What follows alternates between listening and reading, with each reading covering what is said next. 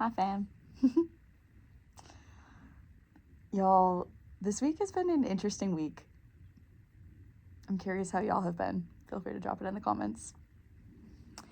But I've been reflecting on a lot. This week has been a lot of reflection. This week has been a lot of look at how far you've come. And know that there's not necessarily anything to do right now except reflect. I'm also on day 2 of my cycle, so that also feels significant. And so I've been reflecting a lot, and a lot has come up around my nomadic life that I've lived, how I started my nomad life, where I started it. And I'm finding myself in this place of wanting to rest and wanting to recuperate in some sort of way, and also having this old part of me, right, who I love so much.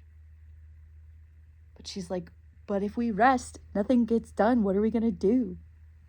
It's like, girlfriend, we've done the work. There's no work left to do. And I was talking with a friend this morning about how social media has felt really old this last couple days. And when I go on, I find I'm resonating with some stuff. And most of it is just everyone's talking about this eclipse coming up at the end of the month. And it feels like so much fear-mongering. And I can't bring myself to watch it anymore.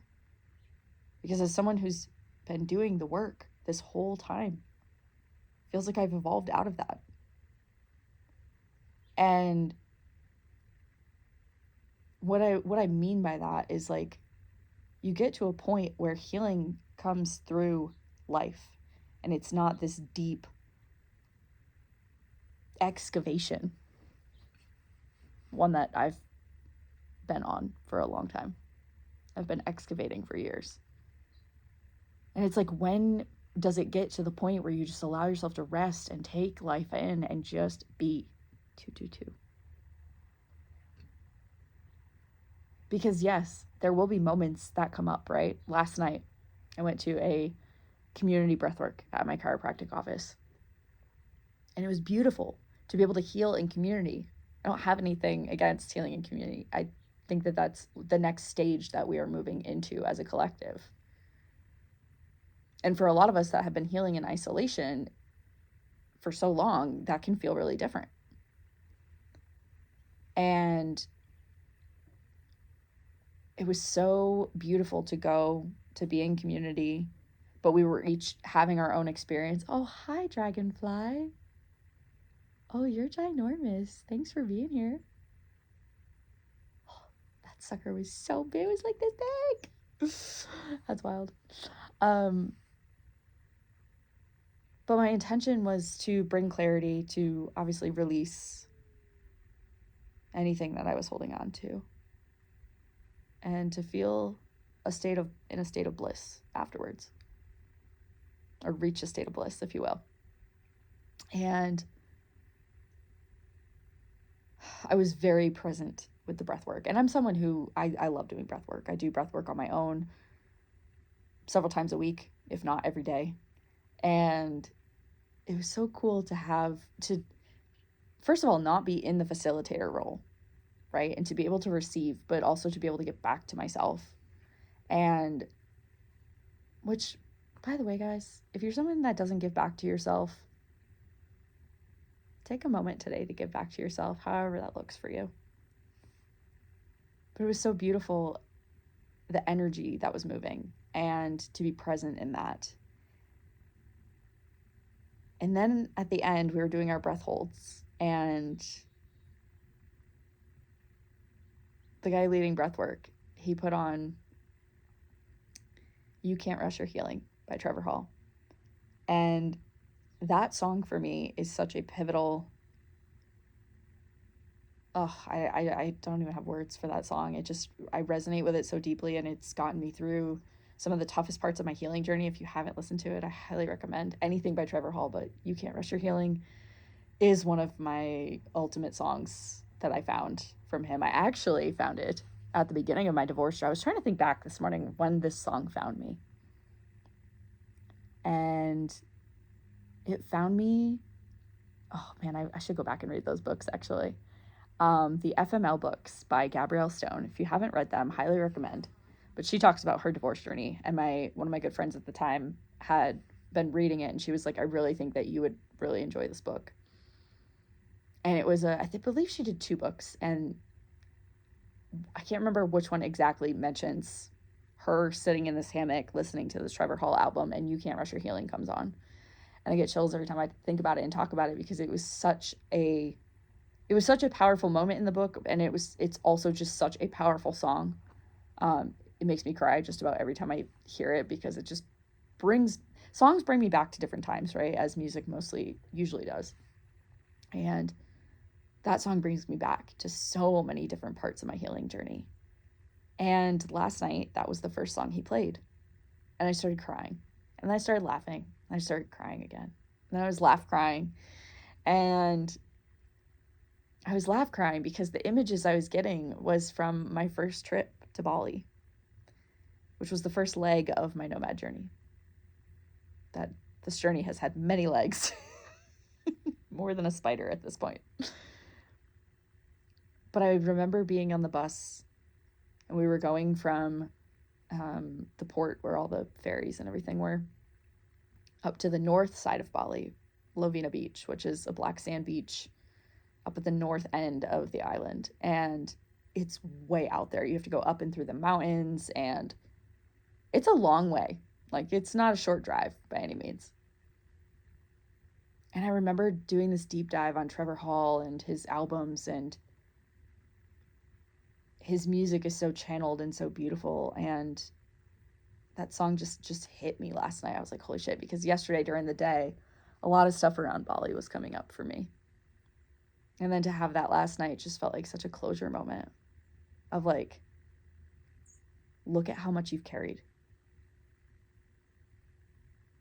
And I encourage you, if you're someone who's had to carry a backpack for a long time, whether you're a nomad or whether you're just a normal freaking human that's had to carry a lot of shit, look at how far you've come and know that it's okay to put the backpack down. Because I know, as for me, as someone who's carried the backpack for a long time, literally and physically, and metaphysically, I had to start giving myself permission recently to put the backpack down. And it's something I've done over time, but then I would pick the backpack back up. And I've really been given this space to reflect and to ground and to just see how far I've come, knowing that that version of me is not the version that's going forward. Even if I still, move and travel and do things, which I do believe I will do both, it's not going to be in the same capacity that I did before, because before it was running.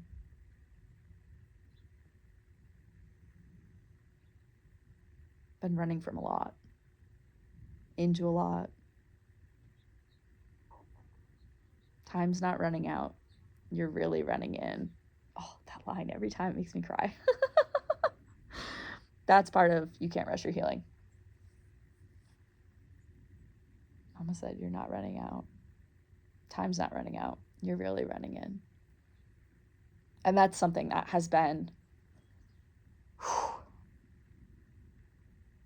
feeling like I'm running out of time. I know so many people can resonate with that. And feeling this sense of urgency, like I have to get all these things done. Like there won't be enough time to get all the things done. And I'm like, honey, we ain't going anywhere.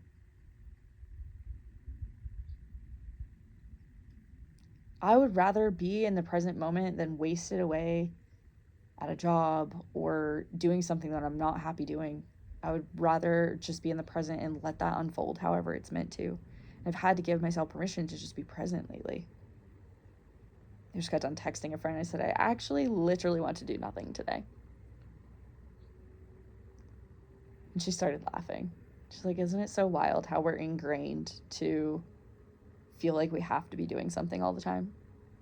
And even though we were doing some work earlier this morning, it wasn't work in the sense of work. And it wasn't work in the sense of I'm going to get a physical paycheck at the end of it. It'll come in many other forms, I'm sure. But then I start to wonder, how did we get so far away from being in the present moment? From just being. We're human beings. Yes, we came here to help and create community and do all these magnificent things. At the end of the day, it's about us. We can't heal in community unless we start working with us first. It's committing to yourself. And I know for me, I've pulled back my energy from a lot of people and places and situations recently, and it's been felt. And I realized where I was just giving so much of my energy that when I finally started pulling back into myself, I was like, holy shit. I was getting lost in everybody else's stories, and not on purpose by any means. It just was happening. And then when I pulled my energy back, I was like, holy shit. I have created, this might make me cry. I have achieved and created such a sense of peace in my life that most people chase after for an entire lifetime.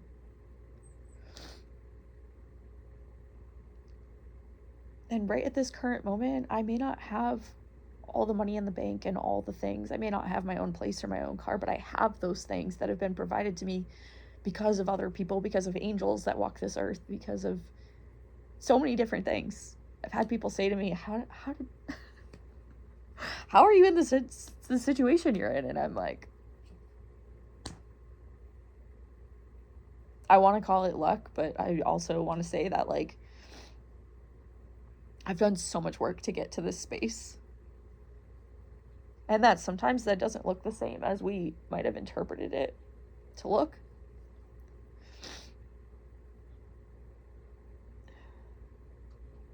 But then I've created so much freedom and so much peace in my life that when others' chaos comes up, it's like,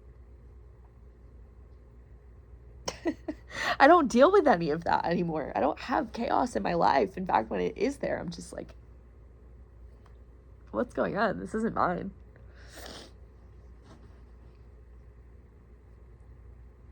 And I've worked really hard to get to this place. Hi, babe. There's a little tiny baby lizard. He's doing push-ups, in case you were wondering.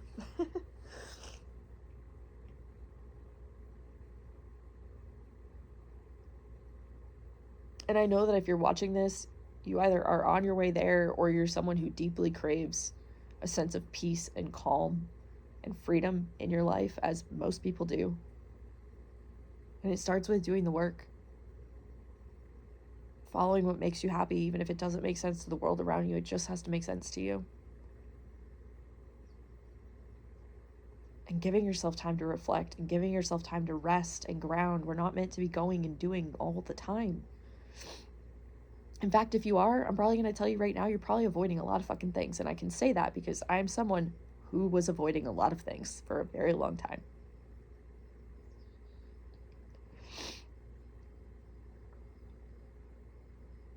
And this summer has been different. This summer has asked me to slow down and to be in a way that has been uncomfortable, but it's also what I've asked for so long. And until I was in it and deeply in it, I was like, oh, holy shit, this is literally what I've been asking for. It may not look exactly how I thought it was going to look, and that's okay. It's what I need right now, and there's nothing wrong with any of it. If anybody starts to judge it, it's myself. It's always you versus you at the end of the day. So yeah, you can't rush your healing. You can go deep into it, but you can't rush it.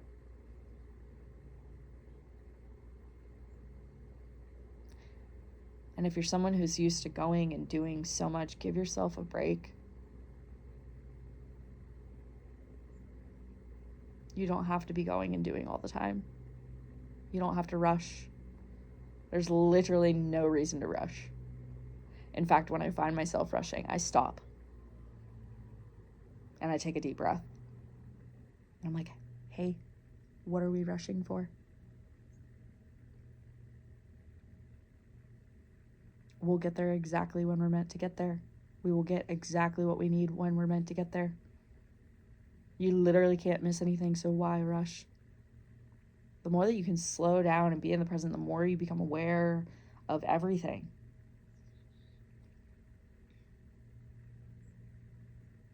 And your healing journey will evolve over time. I've been deeply in this journey for a long time. And this is the first time where I've been like, holy shit, I can take a deep breath. And I don't feel like I'm running, even though I feel like I'm going to be moving again. This rest, this sacred pause, whatever you want to call it. It's being given to look at, to grieve, to let go of, to really just sit with how far I've come. And if you haven't made that a part of your regular practice, to sit and reflect on how far you've come, I highly recommend it. Because it can be kind of mind-blowing. Like last night, watching myself with all my bags packed, getting on a plane to go to Bali. And it wasn't rushed. Even though that day was a heck of a day, because I was flying out during a literal blizzard in Denver, Colorado, and I missed my flight. It's fine. Everything got taken care of.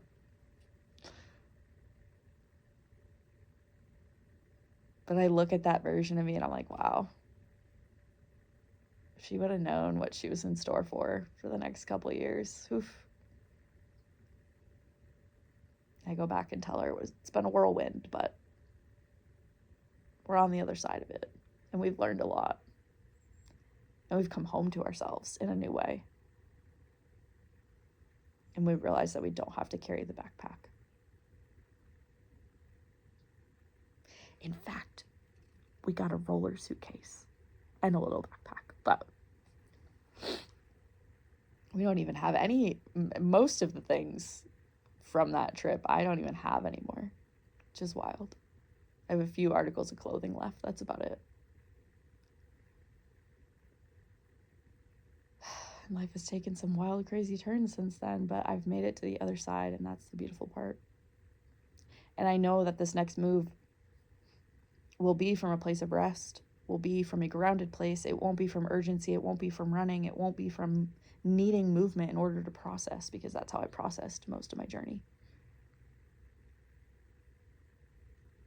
It'll be from me. And that's pretty cool, if you ask me. So here's your sign to do a little reflection today, to sit in the grass, maybe with a journal. If you're in some place that has grass and you have a journal. Make the use of what you have. But set the intention to reflect, to see how far you've come, and to know that Rome wasn't built in a day. So why would we be, you know? And really, it's just about remembering who you are and coming home to yourself time and time again, and not running away from that.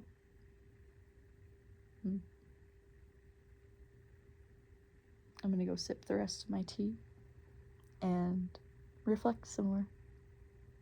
But I hope this finds you exactly when it's meant to. In fact, I know it'll find you exactly when it's meant to. And just know that I appreciate you being here and listening. And yeah, you don't have to carry the backpack anymore. As always, my loves, feel free to like, comment, share, subscribe, Lynn Shelto on all platforms. Although I am taking a little bit of a IG break at the time of this video being made. So if you don't see me posting a whole lot on there, that's why. And all my offerings, my guides, my books, my one-on-ones, everything is listed in the link in my bio. And yeah, as a hummingbird comes up. Oh, that was magical. Oh, that's such a magical way to end this. Oh, she just flew off. All right, my loves. I'll see you on the next one.